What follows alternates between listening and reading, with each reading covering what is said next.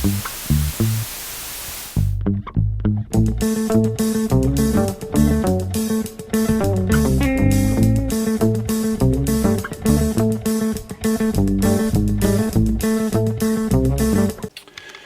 fermiers, amis fermières, bonjour, bienvenue à la ferme, bienvenue sur Cocotte TV. Aujourd'hui je vous présente un clavier qui nous provient de Roccat. Il se prénomme le Skeltre, ce qui va pas forcément être évident à dire sans bafouiller, mais en tout état de cause, c'est un nouveau clavier qui propose quelque chose d'un petit peu novateur.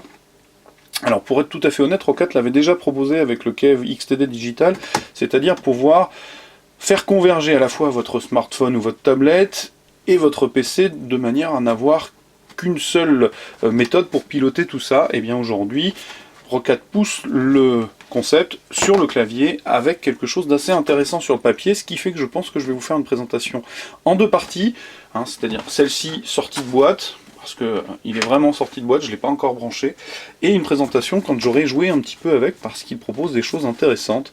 Alors le packaging, chez Roccat vous avez l'habitude, on retrouve les explications au dos, les encarts qui précisent tous les points techniques, la caution du PGM qui vous explique que grâce à ça maintenant il est tellement à l'aise qu'il n'en revient pas.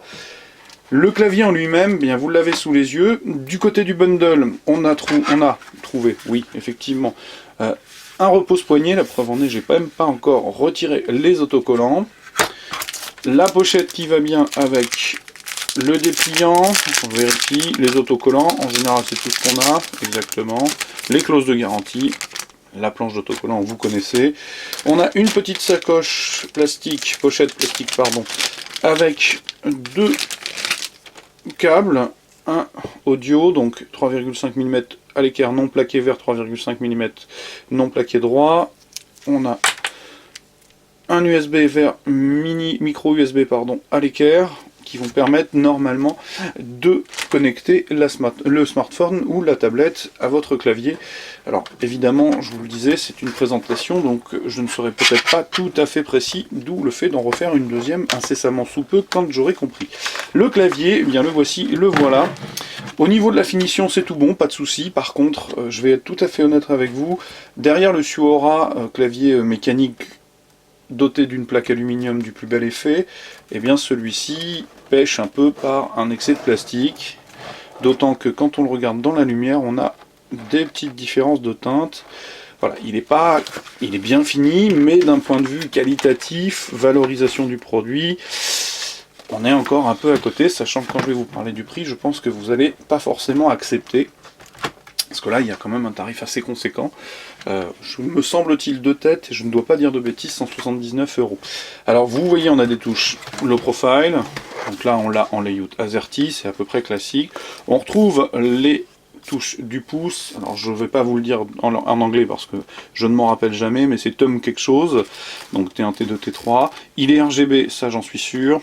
On va retrouver des touches de fonction doublées qui vont permettre de gérer le volume, ouvrir la calculatrice, toujours le positionnement un peu étonnant de chez Roccat, la calculatrice au milieu, lecture pause, stop, morceau précédent, morceau suivant, poste de travail, navigateur, gestion du rétroéclairage, sur F12 on va retrouver la gestion des macros, l'enregistrement à la volée, et ça va être à peu près tout. On a une touche de fonction ici, vous vous en doutez, on a un pavé de macros, et l'essentiel va se jouer sur les extrémités. Alors je vais d'abord présenter la partie de la tranche supérieure. Donc on a un in-out audio, ici on a le in pour le smartphone, l'USB qui va permettre de le connecter, et c'est à peu près tout.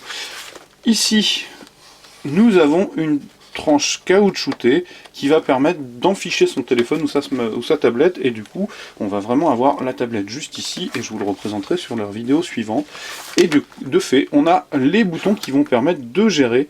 Alors là on a un bouton qui devrait normalement, si je ne m'abuse, permettre de décrocher, ici de jouer a priori du volume par l'intermédiaire du téléphone, à voir, il va falloir que je creuse un petit peu la question. Là, Swarm, et ici, ça devrait normalement permettre d'activer la saisie du SMS directement au clavier, ce qui est plutôt pas mal fichu. J'ai oublié de vous présenter le repose-poignet, donc repose-poignet classique chez Roccat, largement badgé, avec un plastique finement, très finement granuleux. On a les petites pattes qui vont permettre de le solidariser au clavier, des patins de caoutchouc sur toute la longueur et toute la largeur, donc ça devrait être plutôt stable sur le bureau. Hein, évidemment, ça vient comme ça, ce qui ferait qu'on a quand même un clavier de taille assez conséquente. Maintenant, ce qui est évident, c'est qu'il va falloir que j'aille jouer avec toute cette convergence multimédia, je dirais, la tablette ou un des téléphones dans l'encoche et voir comment ça fonctionne, parce que c'est Swarm qui va piloter tout ça. J'imagine qu'il va falloir installer normalement un APK pour Android et j'ai oublié le nom pour iOS, mais ça doit être le même principe. Alors, du point de vue de la technique, que puis-je vous apprendre sur ce clavier ? Il est équipé en RGB, ça je vous l'ai dit.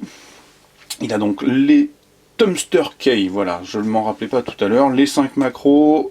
Il permet de jouer avec l'Easy Shift, avec l'Easy Easy Zone, donc vous allez pouvoir déterminer un certain nombre de zones d'un point de vue de la couleur. Il est Bluetooth en version 3, il embarque une puce mémoire de 512 kg, il embarque aussi un processeur 32 bits ARM, il a un pooling rate à 1000 Hz, ce n'est pas un mécanique, je l'avais gardé pour la fin, c'est un membrane, d'où la difficulté par rapport au prix, déjà que les claviers mécaniques sont assez chers, pardon.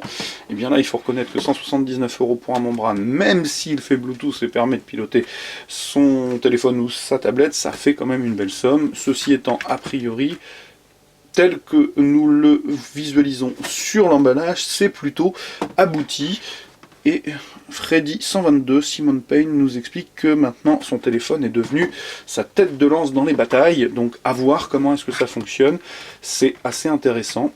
Il faudra donc tester tout ça, d'où le fait de vous représenter une petite vidéo lorsque j'aurai bien saisi tout le fonctionnement, parce que je pense qu'il va falloir un petit temps d'adaptation pour jouer avec tout ça de manière efficace. Alors il s'agissait donc du Skeltre, vous avez vu je ne l'ai pas dit beaucoup, de façon à ne pas avoir à le bafouiller plus qu'à le prononcer. Sur Cocotte TV, comme d'habitude je vais vous souhaiter une excellente journée, je vais vous inviter à venir lire le test écrit, je vous dis aussi à bientôt pour la prochaine vidéo avec une tablette. Alors malheureusement j'ai peur qu'elle soit cassée, sur l'écran elle fonctionnera, mais je vais regarder ce que je peux vous proposer comme présentation vidéo, et je vous dis au revoir et je vous souhaite une bonne journée, mais je crois que je vous l'ai déjà dit, alors à très très bientôt.